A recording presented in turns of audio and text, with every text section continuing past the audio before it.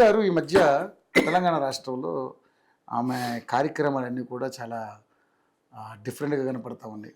ముఖ్యంగా ఆ పార్టీలో ఎప్పటి నుంచో సీనియర్గా ఉన్నటువంటి నల్గొండ ఏదైతే సూర్యాపేటకి సంబంధించినటువంటి ఎమ్మెల్యే జగదీష్ రెడ్డి, వాళ్ళిద్దరి మధ్య కొంచెం వాగ్వాదం జరిగింది.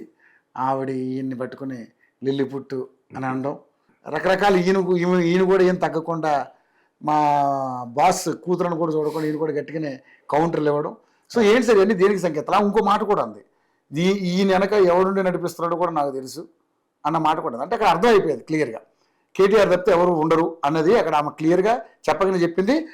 ఆ ఫ్యామిలీ మధ్య వాళ్ళకి బాగా విభేదాలు ఉన్నాయి, ఈమె బయటకు వచ్చింది అన్నది తేటతెల్లమైనట్టుగా కనిపిస్తూ ఉంది. అందరూ కూడా రాజకీయ విశ్లేషకులు ఇదే మాట్లాడు, కుండ బద్దలు కొట్టేసిందని. సో ఏం జరగబోతుంది అసలు? ఒకటి, కవిత డెఫినెట్లీ ఫ్రస్ట్రేషన్లో ఉంది. గతంలో మనం ఏమనుకున్నాం అంటే 8 ఉత్తరాలు రాశాను, ఈ ఒకటే దయ్యాలు బయట పెట్టాయి అన్నది. 8 రాసినట్టు కూడా మనకు తెలియదు అది చెప్పిందాక. 8 ఉత్తరాలు తండ్రికి రాయడం ఏంటి? డైరెక్ట్ పోయి తలుపు కొట్టి కలిసేసి బాధ ఏంటో చెప్పుకొని రావాలి కదా. అంటే అవకాశం, అపాయింట్మెంట్ కూడా అవకాశం లేదు అనేది కనపడుతుంది. దానివల్ల ఏమవుతుంది? ఫ్రస్ట్రేషన్కి గురవుద్దా. ఈ ఫ్రస్ట్రేషన్కి గురవడం అన్నది మనకే కాకుండా ఆ పార్టీలో అందరికీ కూడా తెలుసు. కేసీఆర్ ఏమైనా పట్టించుకోవట్లేదు, ఆ మాట చాలా క్లియర్గా అర్థమవుతుంది, పట్టించుకోలేదు. ఎప్పుడైతే కేసీఆర్ పట్టించుకోడో ఆ పార్టీలో ఉన్న ఇతర నేతలు కూడా పట్టించుకోరు, వాళ్ళకు కూడా తెలుస్తుంది ఆయన పల్స్ ఏంటో. సో జగదీష్ రెడ్డి అనేవాడు కేసీఆర్కు క్లోజ్గా ఉంటాడు, బాగా ఆంతరంగికులో ఒకడు, అసలు అనుమానం లేదు. మొదటి నుంచి కూడా ఆంతరంగికులో ఒకడు. అతను మామూలు స్థాయి నుంచి పైకి వచ్చిన అనుమానం లేదు. ఉద్యమకాలంలో ఒక సాధారణ లెవెల్ నుంచి ఉన్నవాడు, ఒక అడ్వకేట్గా ఉన్న అతను క్రమక్రమంగా ఎమర్జ్ అయ్యాడు. అతను లీడర్గా 2 సార్లు మంత్రి అవకాశం రావడం, దానివల్ల సరే ఎస్టాబ్లిష్ అయ్యాడు, బాగా ఎస్టాబ్లిష్ అయ్యాడు. కాబట్టి మరి కేసీఆర్ కాన్సెంట్ తీసుకొని మాట్లాడుతున్నాడా లేక తనే మాట్లాడుతున్నాడా మనకు అర్థం కాదు. కానీ కేసీఆర్ని అడిగి చెప్పేటువంటి స్కోప్ అక్కడ ఉండదు. కేసీఆర్ ఇట్లాంటి సబ్జెక్ట్స్ మాట్లాడాడు, ఏం కాన్సెంట్ ఇవ్వడు, చెప్పు అన్నాడు, చెప్పొద్దు అన్నాడు. కానీ ఆయన ఇనిషియేటివ్ తీసుకొని ఈమెను క్రిటిసైజ్ చేయడం మొదలుపెట్టాడు. ఈ మధ్య మా దగ్గర ఉంటేనే ఎమ్మెల్సీ ఉంటుంది, బయటికి పోతే ఎవరో బాధ లేదన్నట్టు మాట్లాడుతున్నాడు. ఇది ఆశ్చర్యమే. దాని అర్థం ఏంటంటే ఒక రకంగా ఆమె పొమ్మన లేక పొగ పెడుతున్నారు. ఇదివరకు కూడా అన్నాయి మాట, ప్రీవియస్ ఇంటర్వ్యూ అన్న, ఆమె పొగన లేక పొగ పెడుతున్నారు. రేపో మాప ఆ పార్టీ ఆమె వీడి ఖచ్చితంగా వేరే పార్టీ పెడుతుందని ఇక్కడ చాలా సీరియస్ అలిగేషన్స్ పెట్టింది. 10 ఏళ్ళు వేస్ట్ చేశారు, సామాజిక న్యాయాన్ని పాటించలేదు, ఆ పార్టీలో లోపాలు జరిగినాయి, దాంట్లో ఒక కోటరీ ఏర్పడ్డది, మా నాన్న చాలా ఇది బోడా శంకరుడు, చుట్టూ దయ్యాలు ఉన్నాయి, ఆ కోటరీ కరెక్ట్ లేదు, వాళ్ళందరూ మిస్గైడ్ చేస్తారు, నాకు తెలిసి ఇవన్నీ ఆయనకు తెలియదు, ఆయన తెలియకుండానే వీళ్ళు దూరం పెట్టి ఇవన్నీ చేస్తున్నారని రకరకాల అభియోగాలు, చాలా అలిగేషన్స్ పెట్టిందా. సో ఇవన్నీ చూస్తుంటే ఇక మళ్ళీ కాంప్రమైజ్కి అక్కడ అవకాశం లేదు, ఈమె ఏదో పద్ధతిలో బయటకు వచ్చేసి ఒక పార్టీ పెడుతున్నటువంటిది క్లియర్ కనపడుతుంది. అది బాద్షా ఆ సీనియర్ లీడర్ అనేటువంటి జగదీష్ రెడ్డి లాంటి వాళ్ళు కూడా అర్థమై ఉంటుంది, ఈమె ఎట్లా ఆగదు, వెళ్ళిపోతుంది. కాబట్టి వాళ్ళు కూడా మెల్లమెల్లగా కాస్త ఎత్తులో నెయ్యి వేసినట్టుగా కాస్త పోస్తున్నట్టుగా కనపడుతుంది. సో నా ఉద్దేశంలో రేపు మాప బయటికి రాక తప్పదు, పార్టీ పెట్టక తప్పదు. దానివల్ల అందరికంటే ఎక్కువ ముందు నష్టపోయేది బీఆర్ఎస్ఏ. సరే ఈరోజు జాగృతి ఉండొచ్చు, ఎక్కువ మంది బీఆర్ఎస్ వాళ్ళు బయటికి రాకపోవచ్చు, అది వేరే విషయం. కానీ ఇప్పుడు కవితను దూరం చేసుకోవడం వల్ల బీఆర్ఎస్ నష్టమే అంటారు. పొలిటికల్గా డెఫినెట్లీ ఆ పార్టీకి నష్టం. కానీ కేటీఆర్ విషయంలో కవిత గారు చాలా కుండబద్దలు కొట్టినట్టుగా చెప్పేసింది ఆవిడ, కేటీఆర్ దీని నుండి వెనకుండి నడిపిస్తున్నాడని. సో ఏంటి వాళ్ళిద్దరి మధ్య అంత డిఫరెన్షియన్స్ రావడానికి గల కారణం ఏంటంటే? అది మొదటి నుంచి కూడా వాళ్ళిద్దరూ ఏకకాలంలో అమెరికా నుంచి వచ్చారు, ఏకకాలంలో పార్టీలో పదవులు అడిగారు, ఏ కాలంలో ఇద్దరు కాంటెస్ట్ చేస్తామని వాళ్ళ ఫాదర్ మీద ఒత్తిడి చేశారు. అప్పుడు కూడా ఆయన ఇద్దరిని ఒకటేసారి ఉద్యమ పార్టీలో తీసుకుంటే కరెక్ట్ ఉండదు అనుకొని ముందు కేటీఆర్కి అవకాశం ఇచ్చాడు. ఈ అమ్మాయి అప్పుడు కాంప్రమైజ్ అయ్యింది.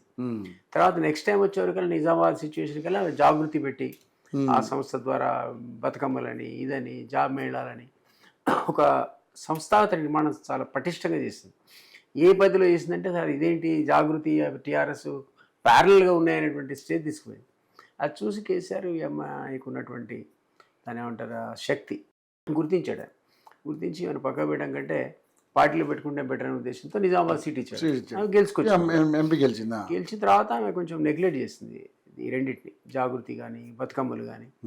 కంటిన్యూ చేసి ఉంటే పటిష్టంగా ఉండేది, టీఆర్ఎస్ కంటే పటిష్టంగా పార్టీ ఎదిగి ఉండేది, జాగృతి సంస్థ ఎదిగి ఉండేది, ఈజీగా ఉండేది ఆమె పార్టీ పెట్టాలి. కానీ 5 years దాన్ని దూరం పెట్టి ఇప్పుడు మళ్ళీ మొదలుపెట్టింది ఆ జాగృతి అని. సో చూడాలి. జాగృతి ఆ జాగృతులు చేసుకునే పరిణామం. జాగృతిని పొలిటికల్గా మారుస్తుందని నేను అయితే అనుకుంటున్నాను. పొలిటికల్ ఫ్రంట్ కింద మారుస్తుందని. సో బట్ ఒకటి ఏంటంటే ఆమెకున్న కమ్యూనిటీ పరంగా వీక్నెస్. ఆమె వెలుమ సామాజిక వర్గానికి చెందింది కాబట్టి ఎంత మీరు బీసీ అన్నా లేదు బీసీఎం అజెండా అన్నా అంతగా యాక్సెప్టెన్స్ రాదు. అంతగా రాదు అనుకున్నటువంటి పరిమితులు. ఇప్పుడు చాలా మంది కూడా ఇంకోటి ఎవరు ఏమంటారంటే ఇప్పుడు అనుకుంటున్నాం ఆయన దూరం పెట్టాడు కేసీఆర్, అందులో ఆమె అంటుంది కానీ మనం అందరం కూడా పార్ట్ ఆఫ్ దట్ గవర్నెన్స్ అనుకున్నాం కదా. అందులో 10 సంవత్సరాలు వాళ్ళ అధికారంలో ఉన్నారు. ఈమె కూడా అందులో భాగమే అనుకున్నాం తప్ప ఈమె వేరు ఈమె దూరం పెట్టారని మనకు ఇప్పుడు మనకు అది రాలేదు కదా. మనకు ఏదో తెలియదు ఆ ఇప్పుడు విషయం. ఆ జైలుకి వెళ్ళి వచ్చిన తర్వాత ఈ పరిణామాలను బయటపడుతుంది. జైలు నుంచి బయటకు వచ్చి మాట్లాడుతుంటే మనకు తెలుస్తుంది తప్ప అది వరకు ఎవరు పవర్ సెంటర్స్ అంటే మనం కేటీఆర్, హరీష్, కవితనే అనుకున్నాం. ఓ సంతోష్. ఇప్పుడు ఆ 5 అన్నాం కానీ ఆ 5 ఇవి కూడా ఉంది కదా. కూడా ఉంది. సంతోష్తో సహా 5 ఏమి ఉండింది తప్ప ఇప్పుడు బయటకు వచ్చి మాట్లాడుతుంటే ఓహో ఆమె కూడా అప్పటి నుంచి సరిగ్గా దగ్గర తీసుకోలేదు, దూరం పెట్టారని అనుకుంటున్నాం. కాబట్టి మొదట్లుగా ఆ ఇమేజ్ ఆమెకు ఉంది. ఆ ఇమేజ్ ఆమెకి నెగటివ్ ఇమేజ్ కొంత అది ఉంది. ఒకటి కులం, ఒకటేమో తను 10 ఏళ్ళు గవర్నెన్స్లో ఉండి ఎందుకు ఈ పని చేయలేదు అనేది ఒకటి. ఇవన్నీ కారణాలు అడుగుతున్నారు కూడా. 10 ఏళ్ళు మీరు అధికారంలో ఏం పట్టించుకోలేదు, ఇప్పుడు ఎందుకు వచ్చింది అడుగుతున్నారు. కాబట్టి ఈ నెగటివ్ ఆస్పెక్ట్స్ కొంత ఉంటాయి ఆమెకి. బట్ పార్టీ పెట్టడానికి ఎవరికైనా హక్కు ఉంటుంది కదా. సో మా అజెండా ఇది, గతంలో మేము తప్పులు చేసాం, ఇప్పుడు కొత్త అజెండా ఇది అన్నప్పుడు కొంత విశ్వసిస్తారు. సో ఆ రకంగా ఆమె కొత్త పార్టీకి ఒక స్పేస్ దొరకచ్చు. ఇప్పుడున్నటువంటి వాతావరణంలో బీఆర్ఎస్ ఫెయిల్ అయింది కాబట్టి. సో అది ఏమాత్రం స్పేస్ అనేది లోకల్ బాడీలో కాంటెస్ట్ చేస్తే మనకు అర్థమవుతుంది ఎంతవరకు ఆదరిస్తారు. అదర్వైజ్ ఇది క్వశ్చన్ మార్క్. నిజంగా బీసీ రిజర్వేషన్ విషయంలో సార్ 42% రిజర్వేషన్ రాష్ట్ర గవర్నమెంట్ ఏదైతే కాంగ్రెస్ పార్టీ ఉందో దానిలో నిబద్ధతగా ఒక ఆర్డినెన్స్ తీసుకొచ్చే దానికి దానికి చట్టబద్ధత కల్పించాలని చెప్పేసి ఇప్పుడు వీళ్ళు మాట్లాడుతున్నారు. దానికి వాళ్ళు ఒక ప్రక్రియలో ఉన్నారు. ఇప్పుడు సెంట్రల్లోకి వెళ్ళింది ఆ సబ్జెక్టు. సెంట్రల్ వాళ్ళు ఆమోదిస్తే దీన్ని పట్టాలెక్కే అవకాశం ఉంటుంది. సో ఇప్పుడు కవిత గారి పోరాటం రాష్ట్రం మీదనా సెంట్రల్ మీదనా? ఆమె ఇక్కడ ధర్నా చేస్తామేంటి సార్? వెళ్తే ఢిల్లీలో చేసుకోవాలి కానీ ఇక్కడ ఎందుకు చేస్తున్నాం ధర్నా? ఎవరికి అర్థం కాని విషయం ఇది. కాంగ్రెస్ కూడా అడిగింది అది, ఇక్కడ కాదు మీరు పోయి ఢిల్లీలో చేయాలని.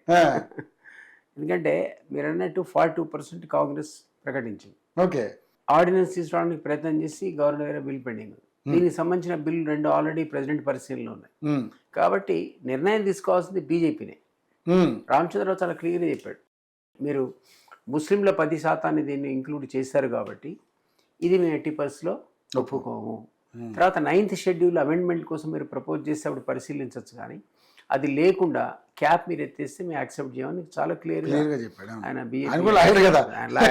ఆయన ఫేమస్ క్రిమినల్, కాన్స్టిట్యూషన్ పరంగా కూడా ఆయనకు అవగాహన ఉంది. ఆయన చెప్తున్నాడు ఇది సాధ్యపడే పని కాదు. కాబట్టి ఈ విషయం కాంగ్రెస్ తెలియకుండా ఉంటుందని మనం అనుకోవడానికి వీల్లేదు. ఒకటి అంటే పార్టీ పరంగా మీరు ఇవ్వకపోండి, పార్టీ పరంగా మేము 42% ఇస్తామని వాళ్ళు అంటున్నారు. ఇది వాళ్ళు ఇంప్లిమెంట్ చేసి ఇతర పొలిటికల్ పార్టీస్కి ఛాలెంజ్ చేయొచ్చు, మేము 42 ఇచ్చాం మీరు ఇవ్వండి అని. అదొకటే అవకాశం ఉంది తప్ప ఇప్పటికిప్పుడు బిల్లు పాసుగా ఆర్డినెన్స్ రాదు, వీళ్ళు తీయలేరు. పొరపాటున తీసినా సుప్రీంకోర్టు దగ్గర నుంచి స్టే వస్తుంది. ఇది అందరికీ తెలిసిన విషయం, స్కూల్ పిల్లాడు కూడా చెప్తాడు. సో ఇప్పుడు ఆమె మీరు అన్నట్టు ఇక్కడ కంటే ఎక్కువ ఢిల్లీలో పోయి ధర్నా చేయాల్సిన అవసరమే ఉంటుంది. ఎందుకంటే ఇప్పుడు కాంగ్రెస్ వాళ్ళు చేతులు ఎత్తేసి ఢిల్లీకి వెళ్ళారు జంతర్ మంతర్కి. ఈ ధర్నా చూసి మీనాక్షి నటరాజన్ గారు కావచ్చు, అందరు క్యాబినెట్ అంతా పోయింది. ఈ నిన్న ఇవాళ రేపంతా అందరు పోయి వాళ్ళ ఎంపీలను కూడా రిక్వెస్ట్ చేస్తున్నారు హౌస్లో మెన్షన్ చేయమని. ఇప్పుడు పోయి కూర్చున్నారు అక్కడ. ఎందుకంటే ఇది కేంద్రం నిర్ణయించుకుంటే తప్ప ఎటువంటి పని కాదు అనేది వాళ్ళకు కూడా తెలుసు. కాబట్టి పార్టీ పరంగా వాళ్ళు ఇస్తా అన్న 42 ఇస్తే అదే గొప్ప అచీవ్మెంట్. సో మొత్తానికైతే బీసీ నినాదం అయితే బాగానే వెళ్తుంది కానీ బట్ ఈయనకి వర్కౌట్ అయితే అయ్యే పరిస్థితి అయితే లేదు. అందులో అనుమానం ఏం లేదు. బీసీ అనేది బాగా వచ్చింది, ఎమర్జెంట్ కాన్సెప్ట్, ఎమర్జెంట్. ఏ పొలిటికల్ పార్టీ అయినా ఈరోజు దానికి తలొగ్గి 42%కి అనుగుణంగా వాళ్ళు అభ్యర్థులైనా పార్టీ పరంగా ఇవ్వాల్సిన పరిస్థితి వచ్చింది. కంపల్షన్ క్రియేట్ అయింది. ఎట్లా అయితే తెలంగాణ ఇవ్వాల్సిన పరిస్థితి వచ్చి అన్ని పార్టీలు కూడా తెలంగాణ కోసం నిర్ణయం తీసుకున్నారో ఈరోజు అన్ని పార్టీలు కూడా బీసీ అనే నినాదాన్ని ఎత్తుకునే పరిస్థితి క్రియేట్ అయింది. అది ఎక్కడ దాబోతుందో చూడాలి. ఓకే, సమర్థవంతంగా ఎవరు తీసుకెళ్తారనేది కూడా చూడాలి.